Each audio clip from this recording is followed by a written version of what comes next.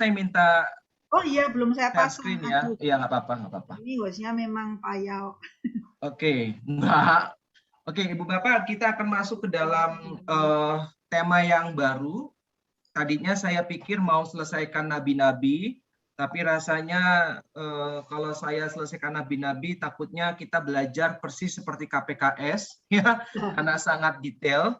Saya hanya ingin menjelaskan singkat bahwa di dalam kitab Perjanjian Lama, coba Ibu Bapak pegang Alkitab kita, itu ada yang disebut dengan 12 nabi kecil, ya, 12 nabi kecil. Nah, itu dimulai dari Hosea. Coba buka Hosea, ketemu nggak? Ketemu. Nah, yang pertama itu nabi kecil, kitab nabi kecil itu dimulai dari Hosea. Kenapa disebut nabi kecil? Bukan karena perannya sedikit, bukan. Tetapi dikatakan besar dan kecil itu karena babnya sedikit dibandingkan kitab nabi yang lainnya. Seperti Yesaya, Yeremia, Yehezkiel, itu banyak sekali. Contoh Yesaya itu ada sekitar 66 bab. Ya, sedangkan kalau kita lihat ya, Hosea itu hanya ada berapa nih? 14 bab, Kak. Ya, 14 bab. Jauh banget dibandingkan dengan Yesaya. Lalu Yoel hanya 3 bab. Nah, ya, jadi itu aja perbedaannya, ya, bukan karena perannya sedikit atau kecil.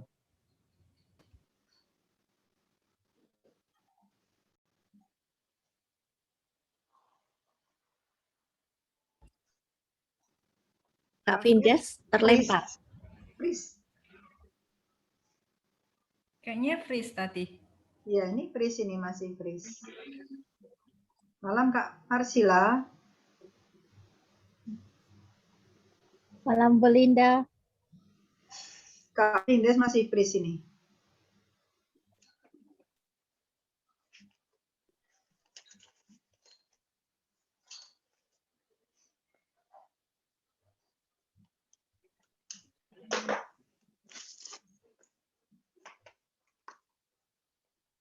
Loh, malah hilang, kelempar. Bentarnya aja kelempar ya, Kak. Oke, lanjut ya. Tadi Ya, Kak. sampai mana? Hosea, Yoel ya. Ya. Lalu yang berikutnya setelah Yoel apa, Ibu Bapak? Amos. Yes. Ketemu ya. Ya. Nah, Amos itu termasuk nabi kecil. Ya.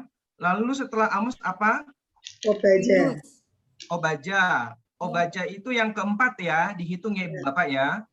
Ya. Kemudian habis Obaja, Yunus. Yunus, betul. Jadi Yunus itu masuk nabi kecil. Nabi di sini bukan pengertiannya nabi seperti yang pernah saya jelaskan ya Ibu Bapak ya. Tetapi ini dikategorikan kitab nabi-nabi karena pemahaman nabi sekarang dengan dulu berbeda.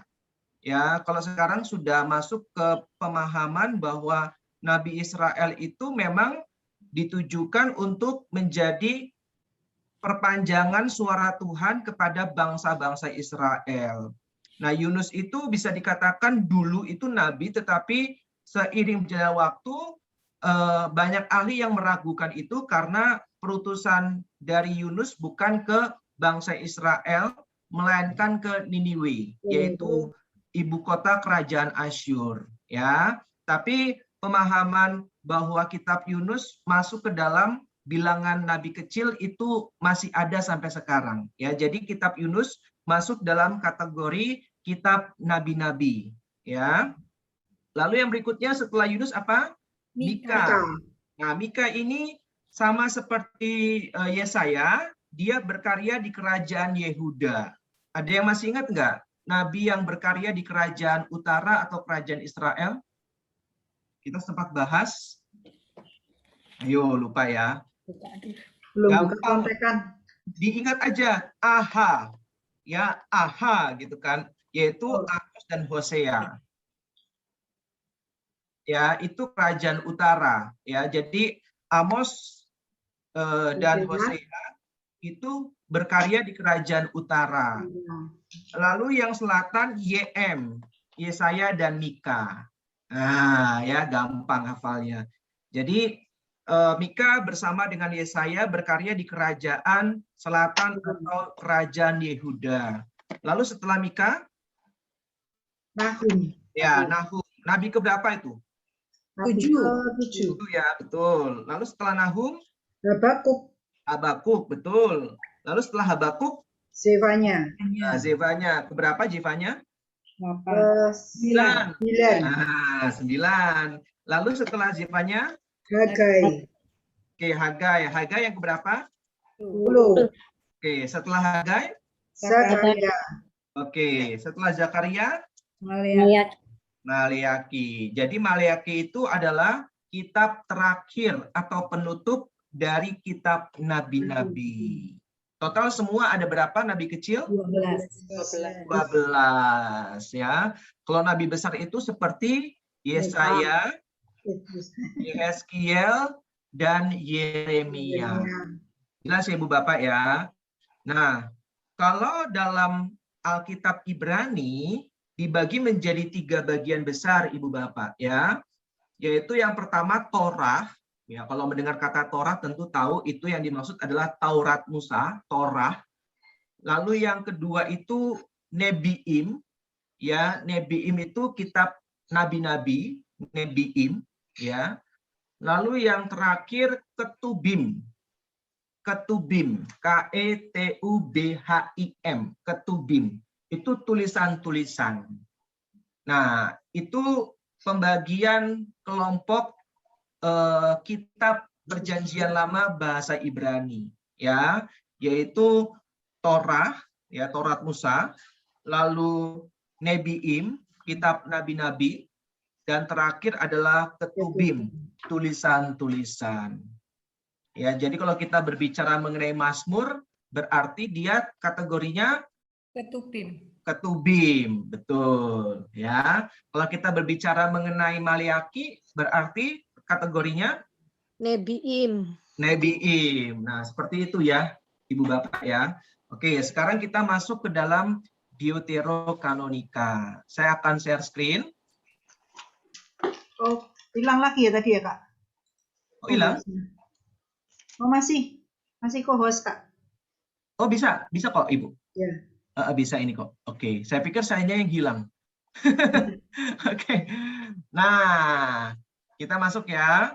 Saya akan off cam agar kuat sinyalnya ya Ibu Bapak ya. Nah, nggak penting wajah saya, yang penting suara saya ya. Oke, perhatikan di slide. Siapkan kopi hangatnya. Kita Susan, serius tapi santai. Karena tema Deuterokanonika ini bagi umat Katolik yaitu sangat menarik, tetapi jarang sekali dibahas. Sehingga kita tidak tahu kenapa kok kita ada kitab-kitab Deuterokanonika, tetapi teman-teman kita yang Protestan tidak ada. Nah, kita bingung bagaimana cara menjelaskannya. Oke, saya akan mulai dengan pengantar. Ibu Bapak silakan perhatikan. Kanon Perjanjian Lama Gereja Protestan diambil berdasarkan kanon kaum Yahudi. Tolong diingat ya. Jadi kanon Perjanjian Lama Gereja Protestan itu diambil berdasarkan kanon kaum Yahudi yang berbahasa Ibrani. Tolong diingat. Jadi teman-teman kita yang Protestan itu sumbernya dari kanon yang berbahasa Ibrani di Palestina. Sedangkan kanon Perjanjian Lama Gereja Katolik berdasarkan atas kanon kaum Yahudi yang berbahasa Yunani atau Alexandria di seluruh Mediterania termasuk di Palestina. Jadi dari sumbernya sudah berbeda.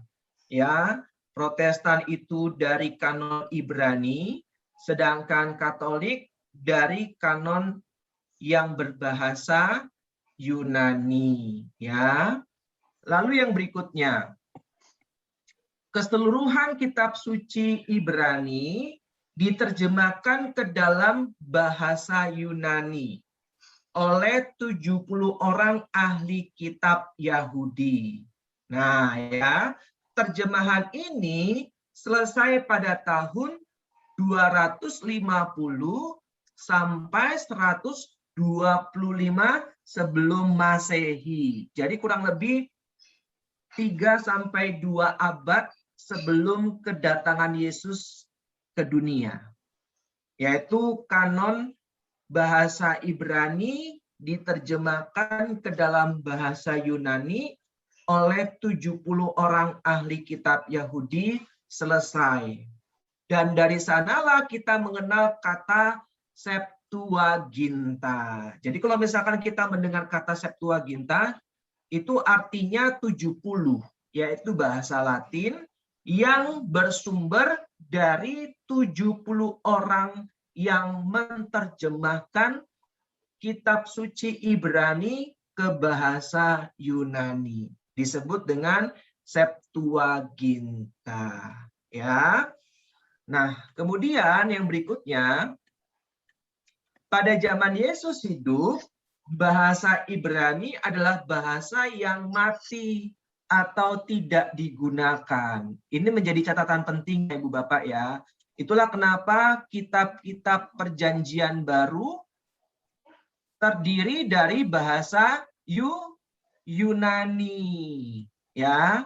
Karena saat zaman Yesus bahasa Ibrani sudah tidak lagi digunakan. Orang-orang Yahudi di Palestina pada saat itu umumnya berbicara dengan bahasa Aramaik atau bahasa Aram. Jadi bahasa Yesus sehari-hari saat itu adalah bahasa Aram.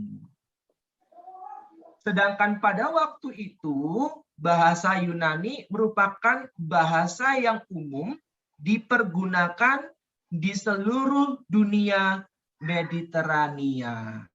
Ya. Jadi bahasa Yunani itu bisa dikatakan seperti bahasa Inggris sekarang. Ya, bahasa yang universal. Bahasa yang digunakan antar bangsa. Ya, karena saat itu peradaban Yunani lebih unggul dibandingkan bangsa-bangsa lain. Ya, filsuf-filsuf itu luar biasa. Ya, dari Aristoteles, Socrates, Plato, Pythagoras, ya, Protagoras, ya, dan sebagainya. Itu semua dari Yunani. Dan mereka sangat pintar, bahkan bisa dikatakan jenius. Ya, sehingga peradaban Yunani saat itu benar-benar menguasai dunia. Maka tak mengherankan bahwa yang Alkitab pergunakan oleh Yesus adalah terjemahan Septuaginta. Jadi Yesus saat itu bersama dengan para muridnya menggunakan Septuaginta dalam keseharian mereka dalam membaca Perjanjian Lama. Nah, jadi Yesus dan para murid menggunakan bahasa Yunani yang sudah selesai diterjemahkan tadi tahun berapa? 250 sampai 125 sebelum Masehi. Ya, jadi Yesus dan para murid saat itu menggunakan Perjanjian Lama yang berbahasa Yunani atau disebut dengan Septuaginta. Dan terjemahan Septuaginta ini pula yang dipergunakan oleh para penulis kitab Perjanjian Baru. Jadi, para penulis kitab Perjanjian Baru, kalau kita baca di catatan kaki itu, kan banyak yang ngeling ke Perjanjian Lama. Nah, itu kebanyakan mereka ambil dari terjemahan Septuagintanya, bukan bahasa Ibrani-nya. Karena memang saat itu bahasa Ibrani sudah tidak lagi dipergunakan.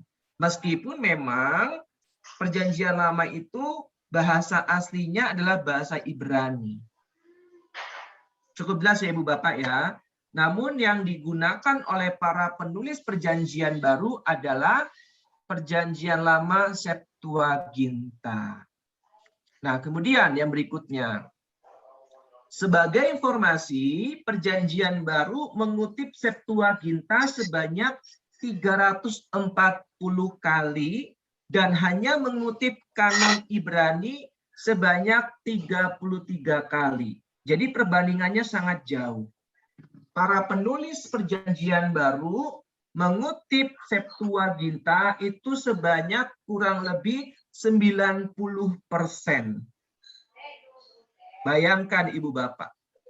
Ya, jangan lupa seluruh kitab Perjanjian Baru ditulis dalam bahasa Yunani.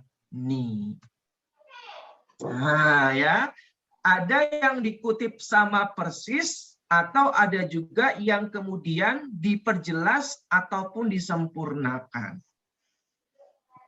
Ya. Oke. Dalam konteks inilah kita melihat nubuat pembunuhan kanak-kanak. Jadi kalau kita ingat Raja Herodes, ya, waktu itu adalah Herodes Agung, memerintah untuk membunuh seluruh bayi yang ada di Israel, ya, yang ada di Palestina. Dan saat itu sebenarnya sudah dinubuatkan dalam Kebijaksanaan bab 11 ayat 7. Nah, kebijaksanaan sendiri adalah bagian dari kitab Deuterokanonika. Coba kita buka Kebijaksanaan bab 11 ayat 7. Satu orang volunteer yang sudah ketemu, tolong bacakan.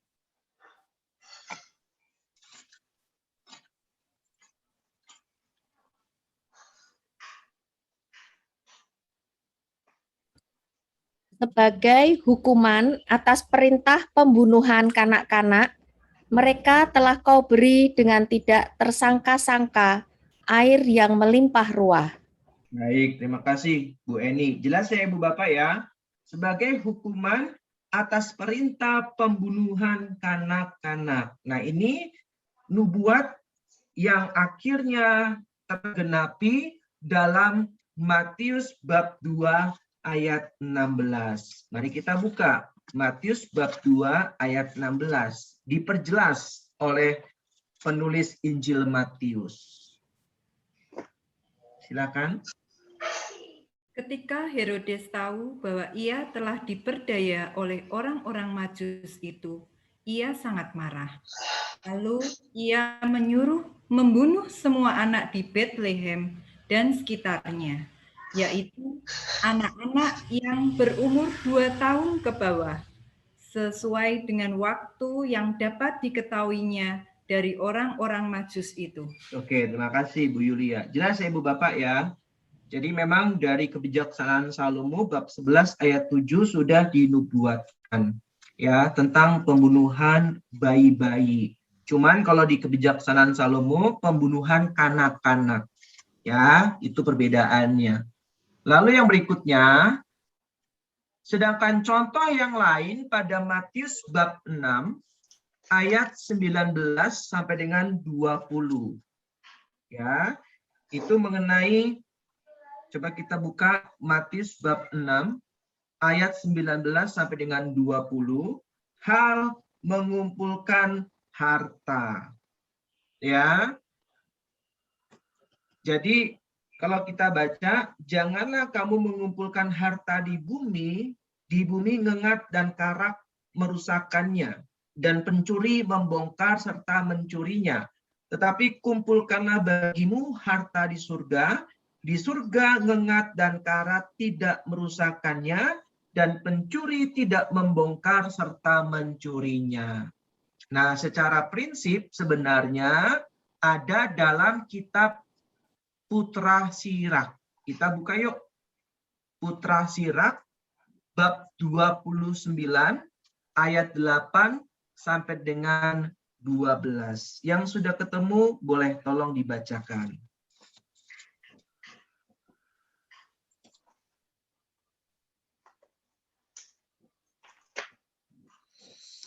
Sirat bab 29 ayat 8 sampai 12. Namun demikian, hendaklah sabar terhadap orang yang miskin. Janganlah mempertangguhkan dermamu kepadanya. Demi perintah Tolonglah orang miskin dan mengingat kekurangannya. Jangan menyuruh dia pergi dengan tangan hampa. Biar perakmu hilang karena saudara dan kawan. Jangan kau biarkan berkarat di bawah batu sampai jatuh binasa. Gunakanlah harta milikmu menurut perintah dari Yang Maha Tinggi. Niscaya lebih berfaedahlah itu bagimu daripada emas. Baik, terima kasih Bu Evi. Jelas ya Ibu Bapak ya. Jadi ini paralelnya ya. Ini linknya. Jadi memang sudah ada di dalam kitab-kitab Deuterokanonika. Ada juga di Mazmur, ada juga di Ayub dan sebagainya. Silakan dicatat. Ya, jadi kalau misalkan malam hari ini kita belajar paralelnya atau linknya, maka kita bisa buatkan renungan dengan benang merah ya Ibu Bapak ya, antara perjanjian baru dengan perjanjian lama. Ya, jadi sebenarnya perjanjian baru itu adalah penggenapan dari perjanjian lama. Ya, selalu ada kaitannya. Ya, tidak pernah terpisahkan. Maka kalau ada orang yang bilang aku sukanya perjanjian baru, aku nggak suka perjanjian lama. Berarti orang-orang itu tidak akan pernah bisa memahami perjanjian baru dengan cara yang benar. Ya, karena perjanjian baru bisa dipahami dengan cara yang benar kalau kita sambung atau kita paralelkan dengan perjanjian lama, karena tidak terpisahkan. Yesus itu kan merupakan penggenapan nubuat para nabi di perjanjian lama. Ya kan, dia Mesias yang dijanjikan oleh Allah. Ya, misteri Paskah Yesus itu menggantikan Paskah orang-orang Yahudi, itu kita imani. Sehingga pengorbanan Yesus sekali untuk selama-lamanya. Ya, sedangkan kalau orang Yahudi sampai sekarang yang tidak percaya kepada Kristus masih terus merayakan tradisi Yom Kippur atau Hari Raya Pendamaian. Bagaimana mereka pada saat Hari Raya Pendamaian membawa 2 kambing. Satu untuk korban bakaran, satu untuk korban penghapus dosa. Nah itu tiap tahun mereka lakukan. Ya, kalau kita nggak perlu. Karena pengorbanan Yesus dan wafatnya sekali untuk selama-lamanya. Ya, nah kalau kita nggak mengerti makna di perjanjian lama mengenai tradisi Yom Kippur, mengenai korban bakaran dan korban penghapus dosa, maka kita nggak akan mengerti dengan cara yang benar bagaimana kita memahami pengorbanan Yesus untuk menebus manusia. Karena kan kalau kita baca di Imamat itu, bagaimana orang-orang Yahudi mempersembahkan 2 kambing, satu untuk korban bakaran yang berkenan bagi Allah, yang diberikan adalah lemaknya, ya, karena lemaknya itu kalau dibakar harum ke atas, ya, mereka percaya Allah itu ada di langit di atas, sehingga bau harum dari lemak yang dibakar itu menyenangkan hati Allah. Itu konsep mereka. Sedangkan kambing satunya itu mereka dalam sebuah ritual, ya, imam itu berdoa, jadi ditaruh tangan sang pemilik kambing yang bawa itu, kemudian tangan yang bawa kambing itu ditaruh di atas kambingnya. Jadi istilahnya ritual untuk mentransfer. Nah, mentransfer dosa dari yang punya kambing ke kambing yang mereka bawa. Yaitu ada tata cara ibadatnya atau ritualnya. Nah, kalau sudah selesai, maka kambing itu disuruh pergi ya ke padang gurun. Karena mereka percaya padang gurun itu adalah tempat berkumpulnya roh-roh jahat. Nah, Yesus itu kan berada di Kalvari, ya kan? Jadi dia sendirian di sana, ya, seakan-akan dia itu seperti kambing itu, ya, dia benar-benar menyerap semua dosa manusia dan dia yang menanggung semuanya. Nah, ya, Dia adalah korban yang terbaik. Ya, kenapa? Karena bukan kita yang memberikannya, melainkan Allah sendiri. Coba kalau kita bisa tahu konteks perjanjian lama, maka kita akan semakin mencintai Kristus. Ya, bagaimana Yesus yang mau berkorban untuk menyerap dosa-dosa kita, agar dia saja yang menanggung dosa-dosa kita. Bayangkan Ibu Bapak, ya, kalau di perjanjian lama bahkan sampai sekarang orang-orang Yahudi itu istilahnya mentransfer dosa mereka ke kambing, ya. Lalu kambing itu dibawa pergi ke padang gurun. Nah, kalau kita itu tidak, ya, kita sekali untuk selama-lamanya, yaitu wafat dan kebangkitan Yesus. Ya, sampai sini ada pertanyaan Ibu Bapak mengenai Deuterokanonika? Cukup jelas? Masih jelas. Oke.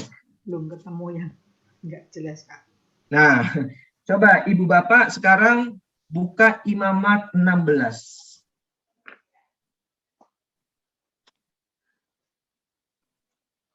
Ayat 20 dan 21. Itu tadi yang saya maksud. Biar Ibu Bapak ada gambarannya. Jadi kalau misalkan mau buat renungan mengenai pengorbanan Yesus, nah bisa diparalelkan ke sini. Nah, nanti masuknya ke tafsir alegoris. Coba satu orang yang sudah ketemu tolong bacakan. Setelah selesai mengadakan perdamaian bagi tempat kudus dan kemah pertemuan serta mezbah, ia harus mempersembahkan kambing jantan yang masih hidup itu, dan Harun harus meletakkan kedua tangannya ke atas kepala kambing jantan yang hidup itu dan mengakui di atas kepala kambing itu segala kesalahan orang Israel dan segala pelanggaran mereka. Apapun juga dosa mereka, ia harus menanggungkan semuanya itu ke atas kepala kambing jantan itu dan kemudian melepaskannya ke padang gurun dengan perantaran seseorang yang sudah siap sedia untuk itu. Oke, 22-nya sekalian Bu Lita. Demikianlah kambing jantan itu harus mengangkut segala kesalahan Israel ke tanah yang tandus dan kambing itu harus dilepaskan di padang gurun. Baik, terima kasih Bu Lita. Jelas Ibu Bapak? Maaf, Imamat berapa ya, Kak? Imamat 16 ayat 20 sampai dengan 22, Ibu Jen. Jelas ya? Jadi di ayat 22 itu dikatakan demikianlah kambing jantan itu harus mengangkut segala kesalahan Israel ke tanah yang tandus. Yesus demikian juga enggak? Yesus mengangkut segala kesalahan manusia. Kemana? Ke tanah yang tandus, yaitu Kalvari. Nah ini. Jadi kita itu didamaikan oleh pengorbanan dan wafat Yesus. Luar biasa enggak? Bukan lagi karena kambing. Ya, makanya karena begitu besar kasih Allah akan dunia ini, sehingga ia mengaruniakan anaknya yang tunggal, supaya setiap manusia yang percaya kepadanya tidak binasa, melainkan beroleh hidup yang kekal. Cukup jelas ya Ibu Bapak ya. Jadi ini saya sharingkan bagaimana kita harus memahami perjanjian lama, sehingga pada saat kita membuat renungan di perikop perjanjian baru, kita bisa menjelaskannya dengan lebih baik dan benar. Ya, sehingga umat ada gambaran, oh ternyata Yesus luar biasa ya. Dia yang tidak bersalah seperti kambing itu. Kambing kan nggak bersalah, betul nggak? Kambing kan nggak tahu apa-apa. Tapi ternyata Yesuslah yang mau menanggung semuanya itu. Ya, makanya Yesus bilang apa? Tidak ada kasih yang lebih besar daripada kasih seorang sahabat yang memberikan nyawanya bagi para sahabatnya. Kak Vindas, Lalu Yesus boleh bilang tanya apa? nggak? Oke, silakan. Kenapa yang perjanjian lama kambing kalau Yesus domba? Oke, karena kalau misal sebenarnya sih domba juga nggak apa-apa, Bu Kak Keke, ya. Tapi sebenarnya kenapa Yesus menggambarkan diri anak domba Allah? Karena domba itu bisa dikatakan binatang yang sangat lemah, ya, binatang yang benar-benar bergantung dengan gembalanya. Ya, jadi itu hanya gambaran saja bagaimana Yesus benar-benar seperti anak domba yang dibawa di tengah pembantaian. Ya, yang ditinggal sendirian. Kalau domba kan ditinggal sendirian nggak bisa ngapa-ngapain. Bahkan jarak pandangnya itu hanya satu jengkal katanya. Nggak bisa terlalu jauh ia memandang. Jadi kalau misalkan mereka berjalan, harus melihat pantat yang ada di depannya. Jadi mereka selalu berjalan bergerombol karena jarak pandang mereka sangat-sangat pendek, kurang lebih sejengkal. Nah, Yesus digambarkan anak domba Allah, ya karena dia benar-benar ingin mengidentifikasi dirinya yang benar-benar lemah, benar-benar tidak berdaya pada saat dibawa ke tengah pembantaian. Bukan karena dia tidak punya kuasa untuk melawan, tetapi Yesus ingin menunjukkan bahwa dia begitu mencintai manusia sehingga ia rela wafat menanggung semuanya. Meskipun dia harus menderita dan wafat seperti kambing dalam perjanjian lama. Gitu Kak Keke. Ya, jadi domba juga nggak apa-apa gitu kan. Cuman Yesus digambarkan sebagai anak domba karena domba itu digambarkan sebagai binatang yang sangat lemah yang benar-benar butuh gembala. Semoga menjawab ya Kak Keke. Iya, thank you Kak Vindas. Iya, sama-sama. Oke, yang lain silakan kalau ada pertanyaan. Sebelum saya lanjut. Jelas ya? Oke, saya lanjutkan. Nah, sekarang kitab-kitab yang termasuk Deuterokanonika itu ada 7, bukan 9, Ibu Bapak. Ya, tambahan Esther dan tambahan Daniel itu tidak termasuk dalam Deuterokanonika. Ya, karena sifatnya mereka tambahan. Yaitu Yudit, Tobit, Kebijaksanaan Salomo, Yesus bin Sirah, baru termasuk di dalamnya surat Yeremia. Coba kita lihat baru 6, kalau nggak salah itu ada surat Yeremia.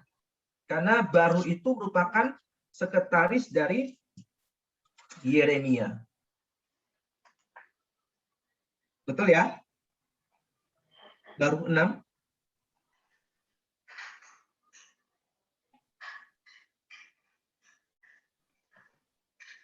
Ketemu perikopnya, judulnya Surat Nabi Yeremia. Baru 6.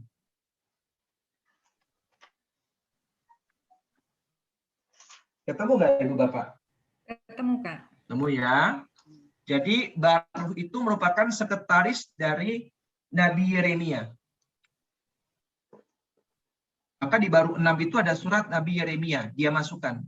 Lalu ada 1 Makabe dan 2 Makabe. Ya, 1 Makabe dan 2 Makabe ini jangan berpikiran seperti 1 raja-raja dan 2 raja-raja yang ada kelanjutannya. Ini sebenarnya terpisah. 1 Makabe dan 2 Makabe itu 2 kitab.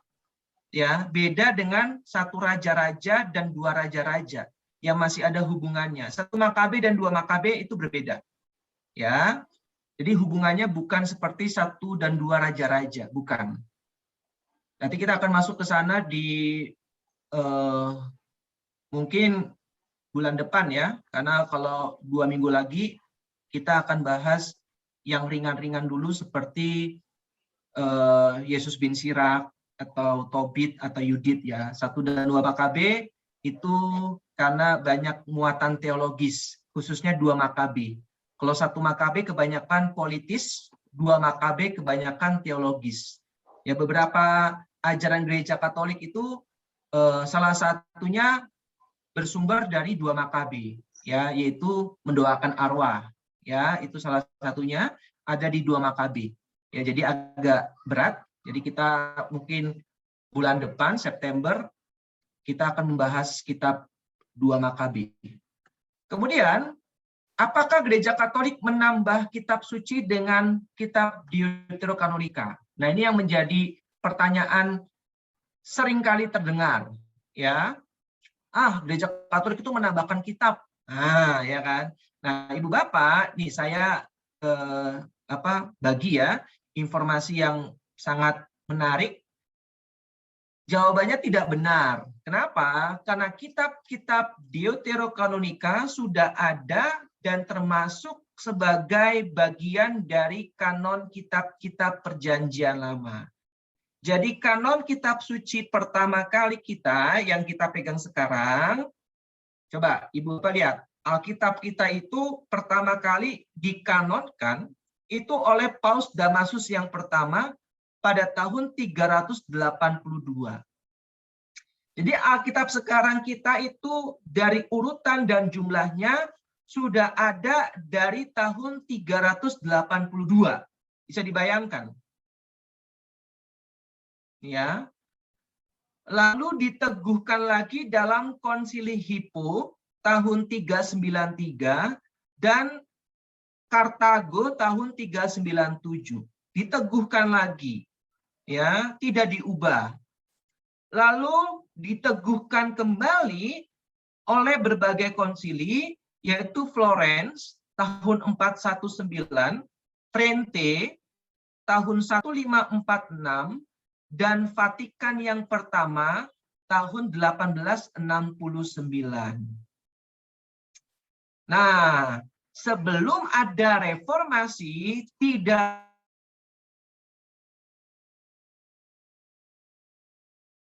di sekarang sudah ada abad yang ke-4 sejak pertama kali dikanonkan oleh Paus Damasus yang pertama. Sehingga kalau kita mau menjelaskan ini, kita bisa tanyakan balik, ya, kami yang menambah atau teman-teman yang mengurangi. Ya, karena dari awal sudah ada kitab-kitab Deuterokanonika ini. Ya, hanya setelah reformasi baru ada istilah Deuterokanonika. Nah, Martin Luther itu tetap belum menghilangkan kitab-kitab Deuterokanonika, Ibu Bapak. Belum. Jadi zaman Martin Luther, Deuterokanonika itu tidak dihilangkan olehnya, tetapi dijadikan tambahan atau appendix, ya. Bagi bagi Luther, ya, jauh banget Luther ke Hitler. Bagi Luther, kitab-kitab Deuterokanonika itu adalah kitab-kitab apokrif, ya, tidak diinspirasikan Roh Kudus, tetapi dia tidak menghilangkannya, masih ada, tetapi hanya dijadikan sebagai catatan, ya, bukan yang utama. Itu zamannya Hitler. Nah, kapan mulai dihilangkan? Itu tahun 1827. Ya, tahun 1827.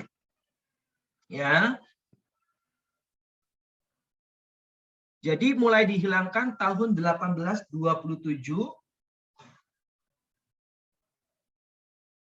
oleh British and Foreign Bible Society. Ya, jadi ada perkumpulannya mereka tahun 1827 itu dihilangkan. Jadi kesimpulannya bukan Gereja Katolik yang menambahkan, tapi mereka yang menghilangkan. Jadi sejarah Ibu Bapak. Ya, Ini sejarah. Jadi kalau kita belajar akan sejarah, maka kita punya data yang sangat akurat. Karena sejarah tidak bisa berbohong. Ya. Yang berikutnya saya akan jelaskan mengenai Konsili Yafne atau Yamnia. Ya, ini penting. Setelah kehancuran Yerusalem di tahun 70 ya oleh Kekaisaran Romawi di bawah pimpinan Jenderal Titus, yaitu Yerusalem dihancurkan tahun 70, yaitu tepatnya tahun 90-an, para ahli kitab Yahudi mengadakan Konsili Yamnia atau Yafne untuk meninjau kanon kitab suci mereka, sambil juga menolak keberadaan Injil. Ingat, tahun 90-an ada 3 Injil yang sudah ditulis. Kalau masih ingat yang belajar Perjanjian Baru. Ya, apa aja ketiga Injil itu yang sudah ditulis sebelum 90-an? Ayo, masih ingat nggak? Yang pertama, Markus, betul Ibu Ria. Itu ditulis tahun sekitar 60 sampai 70. Lalu setelah Markus, Matius dan Lukas, yaitu sekitar tahun 90-an ya. 70 sampai 80. Oh. Ya. Nah, Injil Yohanes ditulis sekitar tahun 90-an. Jadi sebenarnya mereka mengadakan konsili itu untuk meninjau kembali kanon mereka, serta juga menolak keberadaan Injil yang tidak mereka pandang sebagai tulisan yang diinspirasikan oleh Allah. Kenapa? Karena mereka menolak Kristus. Jadi Konsili Yamnia itu kumpulan orang-orang Yahudi atau para ahli kitab Yahudi yang menolak Kristus sehingga menolak keberadaan Injil. Ya. Lalu konsili ini akhirnya memutuskan untuk juga tidak memasukkan kitab-kitab Deuterokanonika di dalam kitab agama mereka. Jadi, teman-teman kita yang Protestan, sumbernya dari Konsili Yamnia ini, salah satunya Ibu Bapak. Ya, bahwa konsili ini memutuskan untuk tidak memasukkan kitab-kitab Deuterokanonika dalam kitab agama mereka. Kenapa? Karena kemungkinan adalah karena adanya nubuat yang begitu jelas tentang Mesias. Nah, ini perlu dicatat, sangat penting Ibu Bapak. Jadi Mesias itu sangat jelas dinubuatkan di dalam Kebijaksanaan Salomo bab 2 ayat 12 sampai dengan 20. Nah, mereka mau menghilangkan kitab-kitab Deuterokanonika karena di dalam kitab-kitab Deuterokanonika, khususnya Kebijaksanaan Salomo, itu banyak yang berisi nubuat tentang Kristus. Sedangkan mereka tidak percaya pada Kristus. Sehingga lebih baik dihilangkan. Coba kita buka Kebijaksanaan Salomo bab 2 ayat 12 sampai dengan 20. Nah, Ibu Bapak kalau baca akan kaget sekali bahwa isinya sangat jelas. Ini waktu itu kita sempat bahas ya. Coba satu orang volunteer tolong bacakan. Marilah kita menghadang orang yang baik, sebab bagi kita ia menjadi gangguan, serta menentang pekerjaan kita. Pelanggaran-pelanggaran hukum dituduhkannya kepada kita, dan kepada kita dipersalahkannya dosa-dosa terhadap pendidikan kita. Ia membanggakan, mempunyai pengetahuan tentang Allah, dan menyebut dirinya anak Tuhan. Bagi kita, ia merupakan celaan atas anggapan kita. Hanya melihat dia saja sudah berat rasanya bagi kita. Sebab hidupnya sungguh berlainan dari kehidupan orang lain, dan lain dari lainlah langkah lakunya. Kita dianggap olehnya sebagai orang yang tidak sejati, dan langkah laku kita dijauhinya seolah-olah najis adanya. Akhir hidup orang benar dipujinya bahagia, dan ia bermegah-megah bahwa Bapaknya ialah Allah. Coba kita lihat apakah perkataannya benar, dan ujilah apa yang terjadi waktu ia berpulang. Jika orang yang benar itu sungguh anak Allah, niscaya ia akan menolong dia serta melepaskannya dari tangan para lawannya.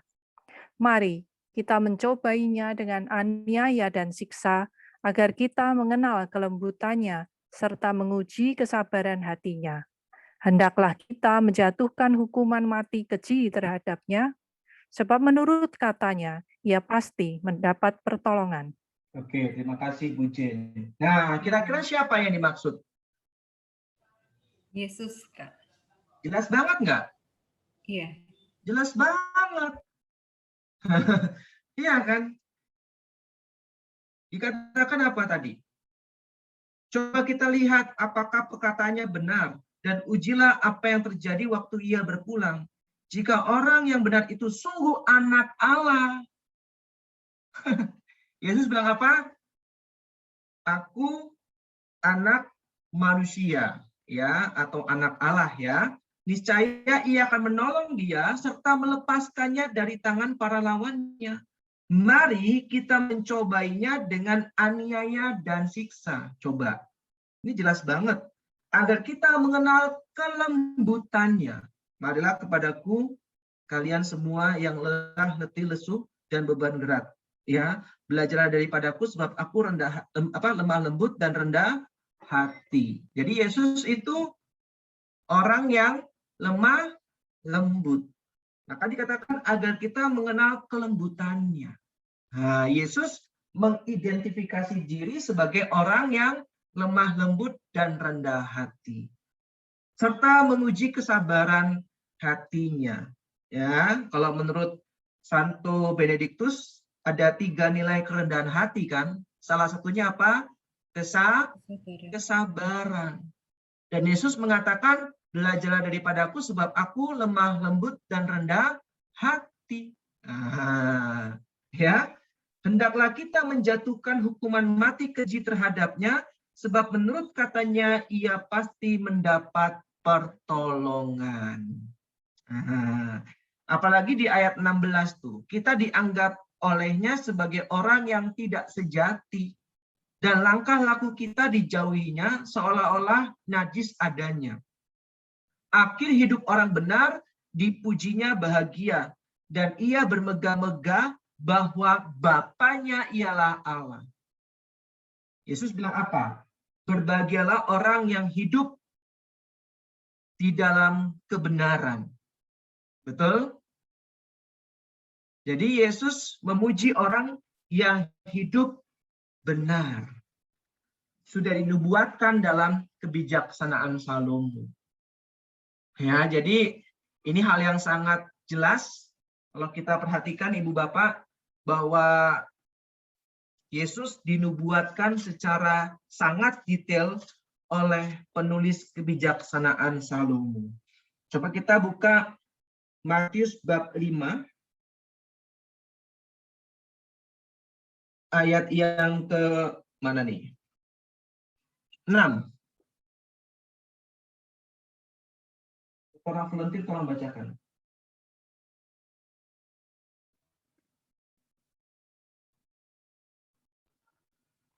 Silakan.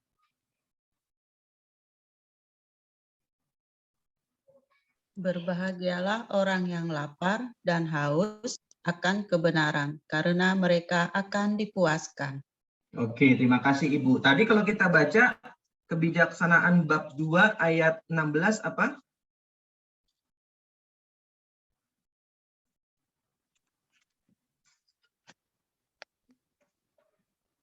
Akhir hidup orang benar dipujinya bahagia. bahagia. Lalu Matius 5 ayat 6, berbahagialah orang yang lapar dan haus akan kebenaran. Ya kan? Apakah ini kebetulan? Ya, jelas ya Ibu Bapak ya. Jadi ini salah satu alasan yang memang menjadi pegangan kita ya. Kenapa Deuterokanonika itu merupakan kitab-kitab yang sangat penting juga. Jadi bukan hanya apokrifa ya, seperti yang Martin Luther sampaikan ya, bahwa tidak diinspirasikan oleh Roh Kudus. Tidak, bahwa kitab-kitab Deuterokanonika juga diinspirasikan oleh Roh Kudus ya. Kemudian yang berikutnya, selain itu ada pula argumen yang menyatakan bahwa tidak diketemukan naskah asli kitab-kitab Deuterokanonika dalam bahasa Ibrani. Maka dianggap kitab-kitab tersebut tidak otentik. Jadi bagi mereka Ibu Bapak, termasuk bagi teman-teman kita yang Protestan, kitab suci yang benar-benar otentik Perjanjian Lama ya, itu dari bahasa Ibrani. Kalau bukan dari bahasa Ibrani, itu tidak otentik. Nah, jadi kenapa kok mereka menganggap bahwa kitab-kitab Deuterokanonika itu tidak diinspirasikan oleh Roh Kudus? Karena tidak ada tulisan Ibrani-nya atau versi bahasa Ibrani. Jadi yang mereka temukan itu versi Septuaginta atau versi Yunani-nya. Ya. Nah, padahal mayoritas ahli kitab suci beranggapan bahwa sebagian kitab-kitab Deuterokanonika, yaitu Baruk, Sirah, Tobit, Yudit, dan 1 Makabe, ditulis dalam bahasa Ibrani. Juga nyatanya penemuan naskah-naskah kuno di gua-gua Qumran juga meneguhkan pandangan mereka. Jadi Ibu Bapak, abad 20 ada penemuan naskah kuno di Gua Qumran. Dan ternyata itu adalah kitab-kitab Perjanjian Lama. Dan faktanya banyak ditemukan kitab-kitab Deuterokanonika yang ternyata bahasa Ibrani. Nah, di antaranya Baruk, Sirah, Tobit, Yudit, dan 1 Makabe. Jadi sebenarnya teori itu hilang atau sudah tidak berlaku lagi bahwa kitab-kitab Deuterokanonika tidak ada bahasa Ibrani-nya. Faktanya ternyata sudah ditemukan buktinya, yaitu kitab-kitab Deuterokanonika yang berbahasa Ibrani. Nah, dipercaya hanya 2 yang memang tidak berasal dari bahasa Ibrani, yaitu 2 Makabe dan kebijaksanaan Salomo. Ya, 2 Makabe dan kebijaksanaan Salomo itu dipercaya memang ditulis dari bahasa Yunani. Sedangkan 5 kitab yang lainnya seperti Baruk, Sirah, Tobit, Yudit, dan 1 Makabe itu ada bukti bahasa Ibrani-nya. Jadi gugur sebenarnya teori mereka. Kalau mau dihilangkan hanya karena asal bahasanya, maka hanya 2 yang harusnya dihilangkan oleh mereka, yaitu 2 Makabe dan kebijaksanaan Salomo. Sampai sini jelas ya Ibu Bapak ya? Nah, kenapa kok diterjemahkan ke dalam bahasa Yunani? Ini tadi saya nggak jelaskan di awal ya. Nah, Ibu Bapak tolong ini diingat karena penting. Jadi para tua-tua Yahudi itu ingin agar para penerusnya yang berada di luar Palestina atau bangsa Yahudi diaspora tidak meninggalkan tradisi nenek moyang mereka. Nah, mereka itu banyak tersebar di luar Palestina. Dan mereka sudah tidak lagi bisa bahasa Ibrani. Yang mereka bisa adalah bahasa Yunani, yaitu bahasa universal. Jadi mereka mengumpulkan 70 orang ahli kitab ya yang bisa berbahasa Ibrani dan Yunani, mereka disuruh terjemahkan itu bahasa Ibrani ke bahasa Yunani, sehingga mereka bisa mengirimkan perjanjian lama itu yang dalam bahasa Yunani ke para penerus mereka yang ada di luar Palestina, agar tradisi mereka tetap terjaga turun-temurun. Contoh misalkan seperti saya deh, ya, saya kakek buyut ya, jadi mama saya punya kakek, ya, mama saya punya kakek itu asli Tiongkok, ya, lalu datang ke Indonesia ke Pontianak, nah, ya, dan singkat cerita punya anak, lalu punya cucu, yaitu mama saya, lalu punya cicit, yaitu saya. Nah, mulai ke saya, itu sudah tidak lagi bisa bahasa Mandarin. Mama saya masih bisa sedikit-sedikit. Tapi ke saya sama sekali nggak ngerti bahasa Mandarin. Wo pucetau, taunya cuma itu, sama wo aini paling. Ya, tapi selebihnya saya nggak paham, saya nggak ngerti.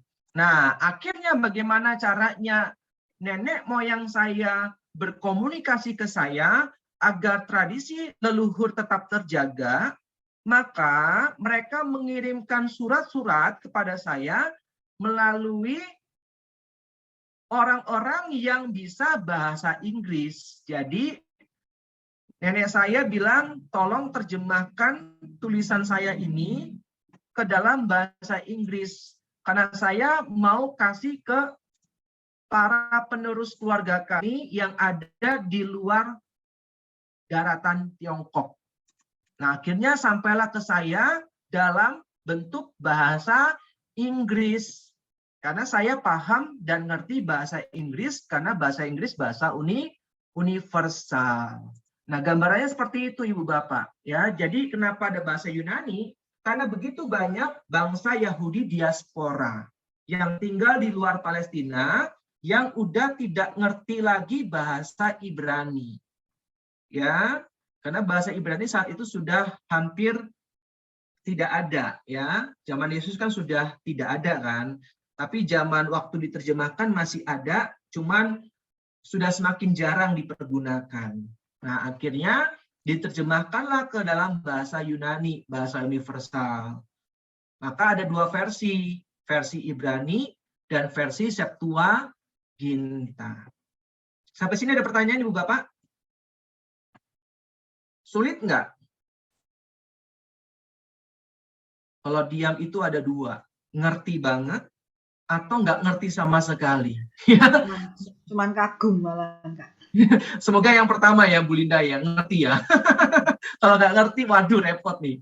Oke, yang berikutnya ya. Nah, ini yang tadi saya jelaskan.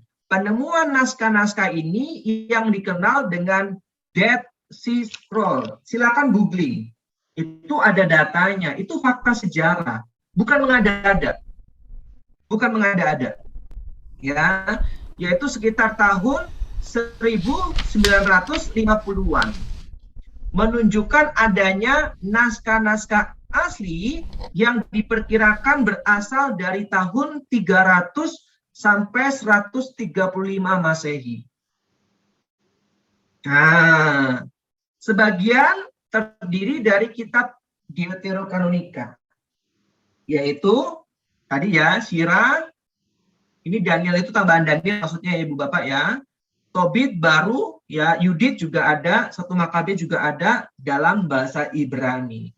Dengan demikian, gugurlah argumen bahwa kitab-kitab Deuterokanonika tidak ditulis dengan bahasa Ibrani. Ya, silakan googling untuk mengkonfirmasi statement ini. Oke. Keywordnya Dead Sea Scroll, nanti muncul. Atau penemuan naskah kuno di Gua Qumran. Nanti semua muncul itu. Ya. Oke, berikutnya. Nah, ini.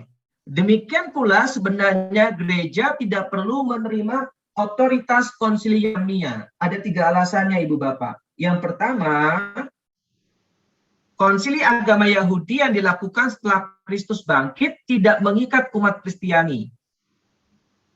Sebab kuasa mengajar telah diberikan kepada para rasul dan para penerusnya, dan bukan kepada pemimpin agama Yahudi. Itu yang pertama. Jadi nggak mengikat mereka.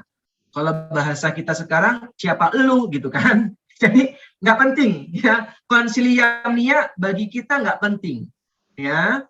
Lalu yang kedua, konsilium Nia menolak semua dokumen yang malah menjadi dasar sumber iman Kristiani, yaitu Injil dan kitab-kitab Perjanjian Baru. Jadi buat apa percaya dengan konsili yang justru menolak dasar sumber iman Kristiani, yaitu Injil dan kitab-kitab Perjanjian Baru? Buat apa percaya mereka? Lalu yang terakhir, yang ketiga, dengan menolak kitab-kitab Deuterokanonika ini, Konsilium Nia menolak kitab-kitab yang dipegang oleh Yesus dan para rasul yang telah termasuk di dalam kitab suci.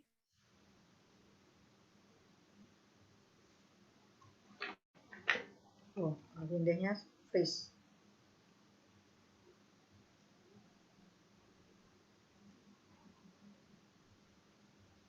Kak Vindes, suaranya hilang.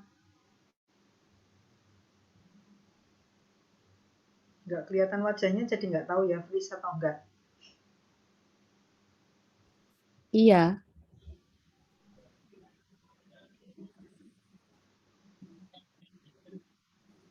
Tapi masih ada di sini. Ada, tapi nggak ada Iya. suara.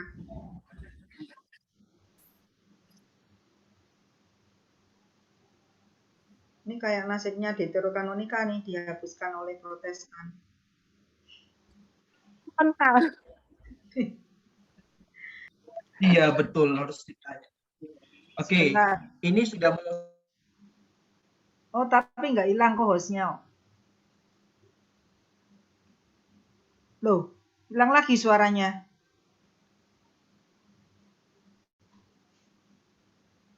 Mari kita panggil 3. Ya, oke, lanjut ya. Di depan sudah ada layar Waduh, ngerem. slide saya atau belum? Hah? Mulai konslet lagi? Ya. Sudah enggak, Kak? Jelas? Udah enggak ya? Sudah. Saya sampai ganti 3 provider. Bingung saya pakai apa lagi nih. Oke. Ini rasanya di luar kuasa kita juga ya Ibu Bapak ya. Kak Vindes ke kafe aja, Kak, kalau mau SUG. Cari yang wifi-nya kenceng. Iya. Oke, lanjut ya.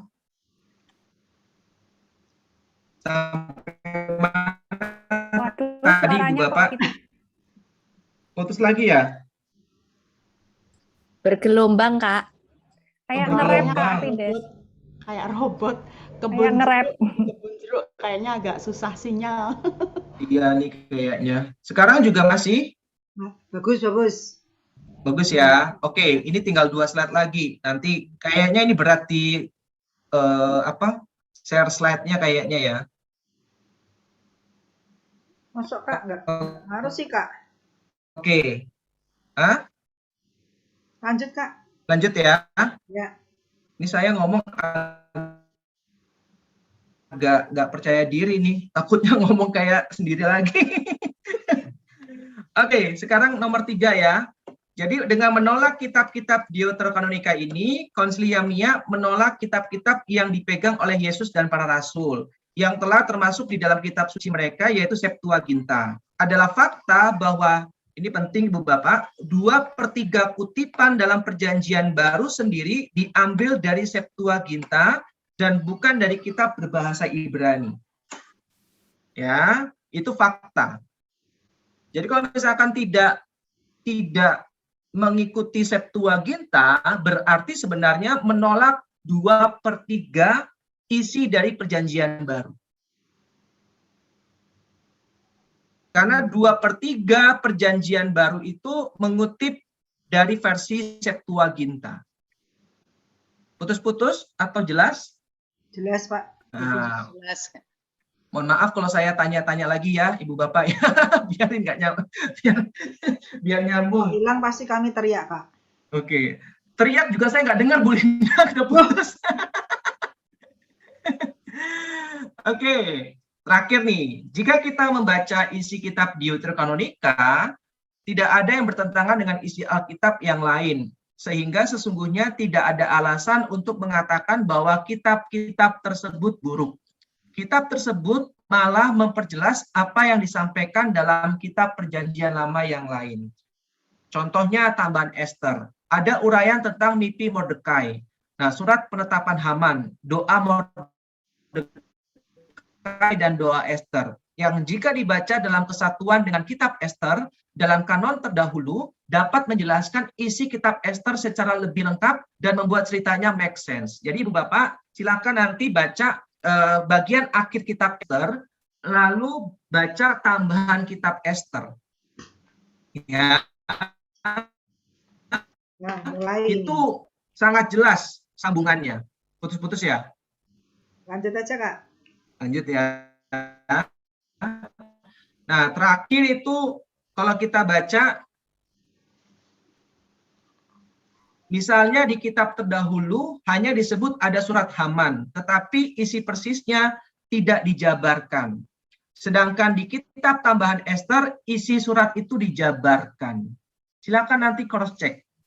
Ya, isi surat di dalam tambahan Ester itu ada.